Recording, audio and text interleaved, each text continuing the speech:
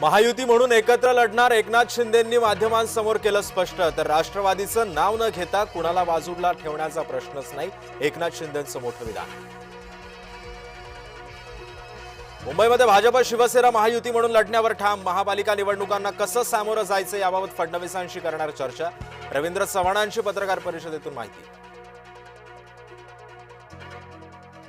महानगरपालिकेच्या निवडणुका जानेवारीमध्ये होण्याची शक्यता। रवींद्र चव्हाणांची पत्रकार परिषदेतून मोठी माहिती। दिवाळी अधिवेशनाचा आज 5वा दिवस। विविध मुद्द्यांवरून विरोधक सरकारच्या कोंडीच्या प्रयत्नात, तर सरकारची सुद्धा जय्यत तयारी।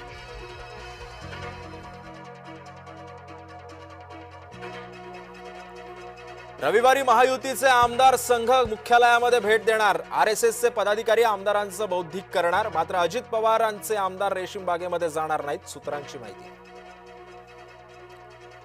मुंबई विधान भवन राड्याचा अहवाल आज सभागृहामध्ये सादर होण्याची शक्यता। आव्हाड आणि पडळकर समर्थकांमध्ये झाला होता राडा।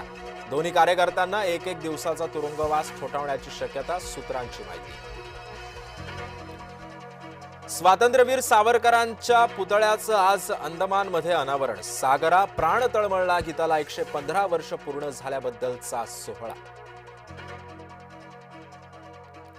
नवले पुलावर अपघातातून वसंत मोरे थोडक्यात बचावले। फेसबुक लाईव्ह वरून वसंत मोरे संवाद साधताना भरधाव टेम्पो वेगानं जवळून गेला। फेसबुक लाईव्ह मध्ये सगळा थरार चित्रित। काँग्रेसचे ज्येष्ठ नेते शिवराज पाटील चाकूरकरांचं निधन। वयाच्या 90व्या वर्षी घेतला अखेरचा श्वास। लातूरमध्ये राहत्या घरी झालं निधन।